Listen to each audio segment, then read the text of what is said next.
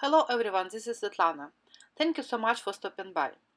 In this video, I will be sharing this very simple and relatively quick card featuring messy watercolor technique. I will be working with a newly released watercolor pan set from Altenew. This set has 36 half pans of watercolors which match existing Altenew inks. And you can find the name of all colors at the back side of this packaging box. These watercolors are very bright and pigmented. They have nice buttery texture and they look very yummy, like a box of candies. I'm gonna put them aside for now, as first I need to do some white embossing. For stamping, I will be using Altenew Build a Flower color charm, as well as Remember This stamp set. These two sets have similar florals of different sizes, and they are kind of meant to be used together. So I will be using this to create my card design, and as far as watercolor paper goes, I will be using Montval watercolor paper from Canson, and I already made a panel out of this paper of 4¼ and 5½. For stamping, I'm using my Misty stamping tool, which is optional for this technique since I don't really need some precise stamping. I just grabbed the headed handy, and to be honest, because I always use one or another stamping tool for stamping now. First, I will be white embossing this smaller flower from the Remember This stamp set. So I mounted it onto the Misty lid. And since I'm gonna be doing heat embossing, first thing that I need to do is to prevent my embossing powder particles from sticking in the areas where I don't want them to be, and that's why I'm applying anti-static powder, aka a baby powder applied with just a dry fluffy brush. My embossing tool broke some time ago, and I never found myself buying a new one. This way of just applying a simple baby powder works for me the same, or maybe even better. And next I went ahead and white embossed this flower. Now I will be white embossing the similar flower of a bigger size from Build a Flower Color Charm set. So first I stamped it with Altenew embossing ink. And now I'm pouring pure white embossing powder from Altenew onto this stamped image. Okay, this bigger flower will have some overlapping area with already white embossed smaller flower. And I will be removing embossing powder from this overlapped area on the next step. And here I'm trying not to pour embossing powder on that overlapped area, so I will have less powder to remove.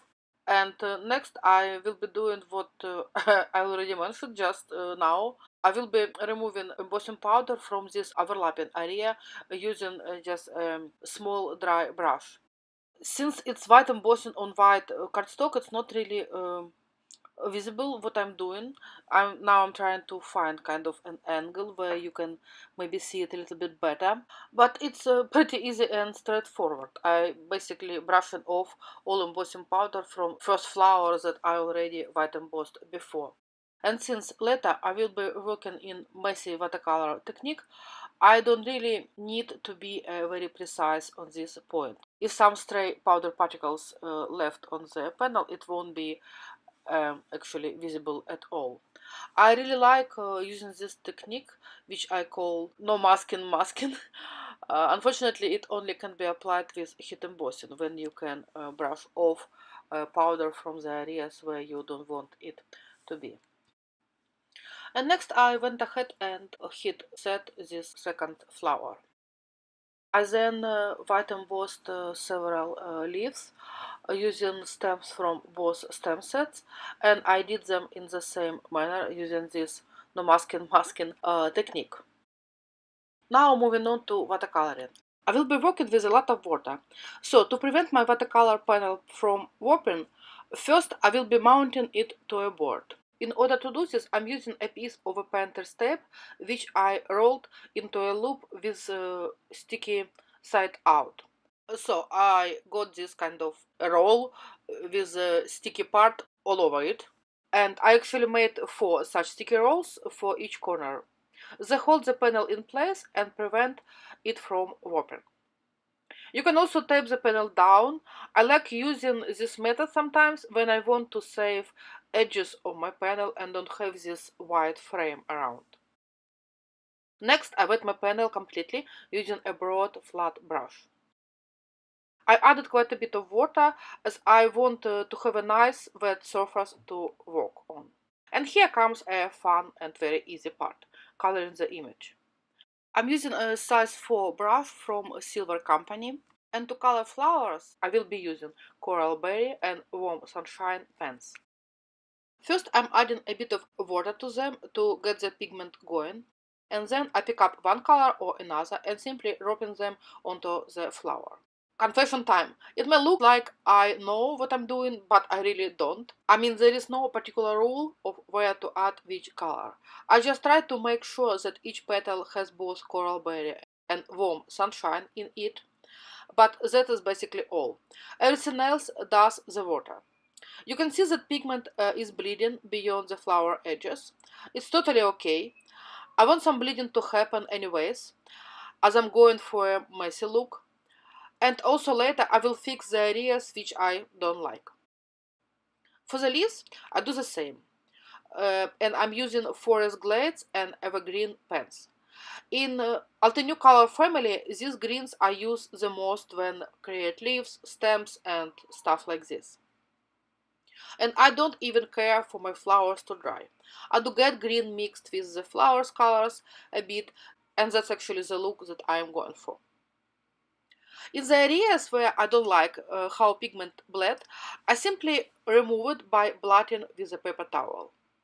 Also, I'm adding some water where I want my elements to start bleeding, and then turn the bleeding out and soften its edges, also by blotting with a towel. Here at the top parts of the flowers, I wanted to reduce this bleeding.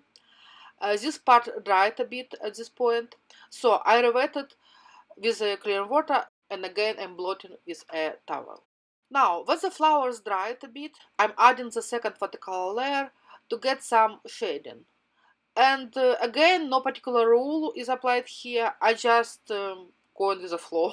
Basically, whenever I feel that some area need a bit more color, I'm just adding it. And if I don't like how it looks with an added color, I'm simply blotting it with a towel. So basically, I'm applying this trial and errors method of achieving a certain result. And no messy watercolor can be called done without adding some color splatters. I'm picking up some color from the palette and making splatters by hitting the brush with my hand. Since my watercolor paper was still wet when I was adding splatters, some of them bled out a bit, adding more to this messy look. Also, you can see that even though I was working with a generous amount of water, my panel didn't warp much. And I don't have this white frame around, which I would have if I tape it down. Of course, when it comes to water warping, the paper quality plays a role too. Maybe this mounting method won't work as well with some other watercolor paper. Okay, moving on. On this point, my watercoloring is done, and I'm drying my watercolor panel using a heated tool from Ranger. This tool is specifically designed for such tasks. It has a larger opening, it produces a softer heat with a much lower airflow rate. It kind of diffuses the hot air and not moving water around. All it's doing is heating out, so water will evaporate and dry into the paper. But of course you can use a regular embossing tool for this task too, or just leave it to air dry. I'm a tools junkie, to be honest, and I do have a separate tools for heat embossing and drying tasks like this. For the sentiment, I decided to go with a white embossing on black. One small advice for you. If you're not sure of a sentiment design for your card, go with the white on black. It seems to be working for literally any card design. Bold, soft, clean, busy, you name it. I don't remember a case when such sentiment didn't work. And when it comes to white embossing on black, I have another tip to share with you. and it's about removing anti-static powder from a black cardstock after heat embossing. It can be removed by simply wiping off with a hand or some rag, but with black cardstock it can be a bit trickier to remove it completely. And in this case, I use a regular eraser to erase, so to speak, the anti-static powder from black cardstock. Okay, before I mentioned that I like mounting my watercolor paper with sticky rolls at the corners in order to not have this white frame, which I would need to cut off. And here I am cutting off the panel edges anyways. So here's another trick that I use quite often. In most cases, almost always, for an A2 card, I make a panel of 3 and 3 quarters and 5. In other words, a quarter inch less on each edge. However, I always cut a panel of the size of an A2 card folded, which is 4 and a quarter and 5 and a half. And here's why. I'm not very good in centering elements on a card, and before the card design is fully implemented, I may not be sure 100% if I want the focal element be centered or maybe shifted to one side or another. So when I finish working on a panel, I then trim its edges depending on where I want to have the focal element. Or if I made it not centered, I can fix it too by trimming one edge more than another. Okay, lastly, I mounted the panel onto a white card base and popped up the sentiment onto it. And lastly, I added several onyx crystals. When I add crystals or other similar small embellishments, I first decided on the position, and this can take a while. Then I shift them a bit from their position, add a tiny drop of liquid adhesive. Actually, not a liquid adhesive, it's always the Ranger Multimedia Matte. It's the only adhesive I use for such small embellishments. And then I pick up an embellishment with a jewel picker. I'm using one from Marvey, but there are many of such on the market. Then I place an embellishment onto the adhesive droplet. And I'm pressing all them down using a big acrylic block. Okay, so this video turned out to be quite long. I apologize for this. Apparently I talk too much. But I hope that these tips that I shared in this video you will find helpful.